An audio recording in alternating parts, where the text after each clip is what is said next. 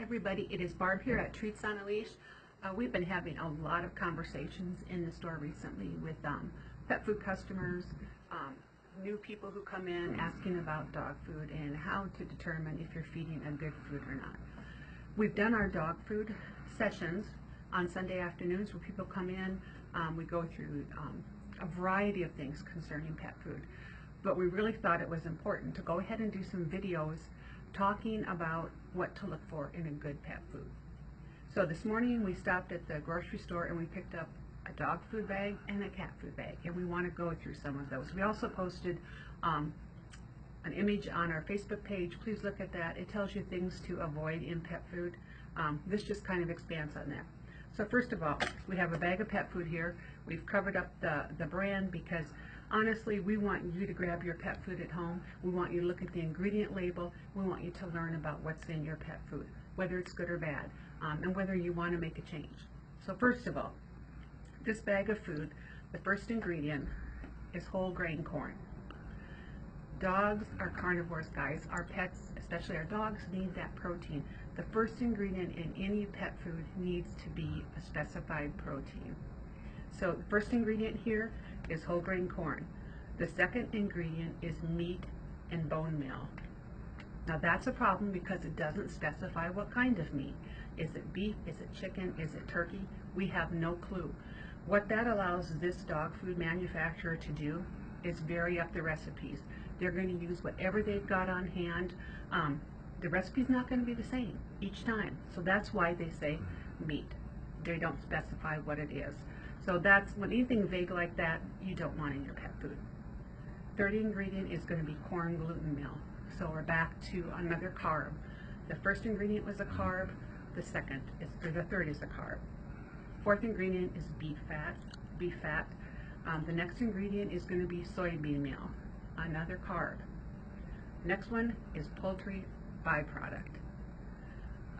Do not buy anything with byproduct in it, guys.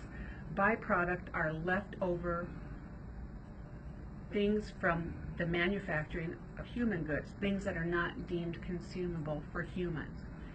Those things could be diseased, dying, dead animals. We just don't know. So if it says byproducts on the bag, walk away, please. The next ingredient, the seventh ingredient, is chicken. It took us until the seventh ingredient to find a true named protein in this bag of dog food. That is just horrible, just horrible. From there it goes to egg and chicken flavor, another whole grain wheat, so another carb.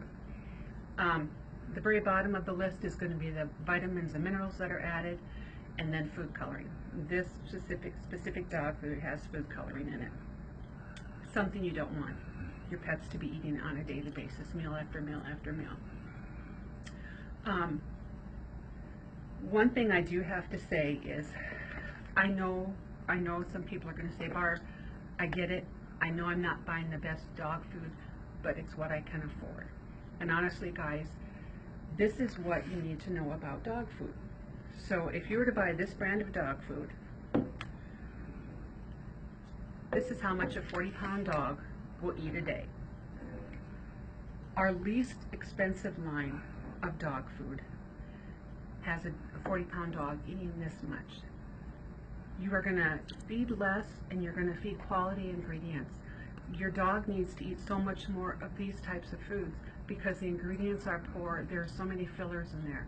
When you get to a better quality dog food, you feed less, so that bag of dog food is going to last you longer.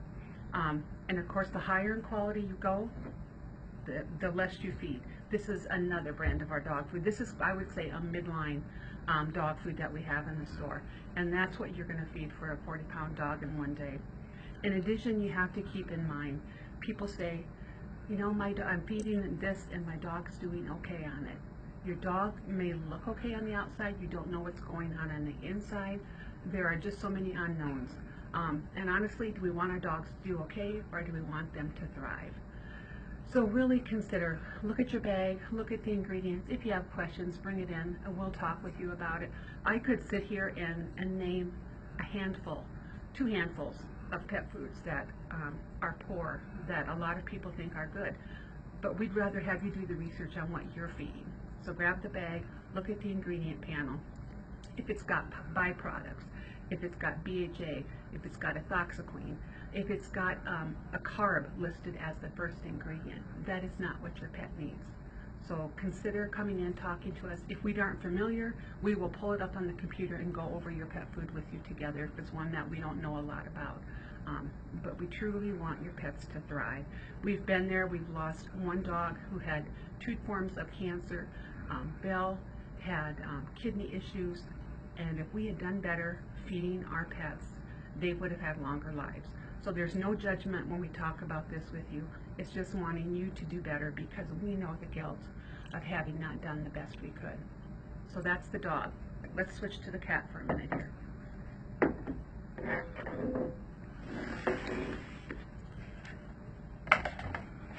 Okay, so this is the cat food I picked up at the store.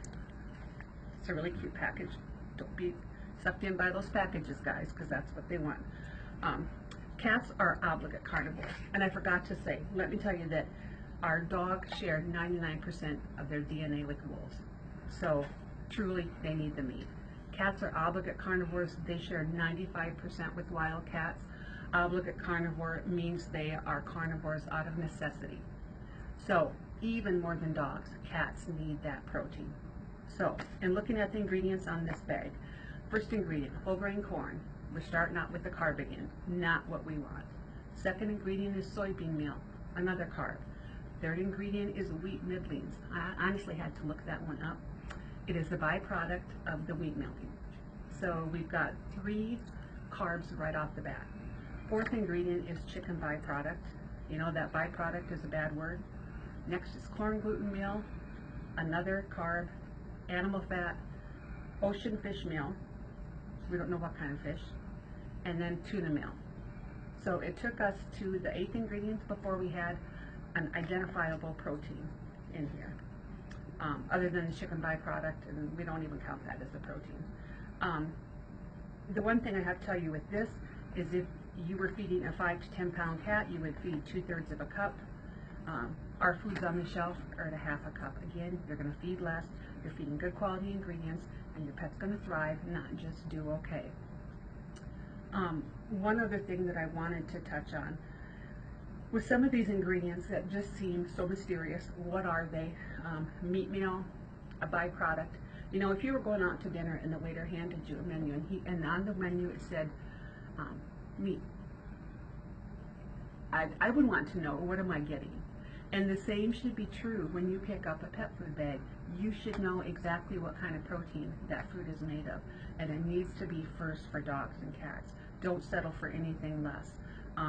If you have any questions, please stop in. We're going to be doing more videos because there's just so much to talk about when it comes to pet food. And knowledge is power, you guys. We really need to do the best we can for these guys, and we don't have them as long as we'd like as it is. So by feeding them the best you can afford, it really is going to make a world of difference for their health. So stop in and let's talk about pet food. Have a great week, guys.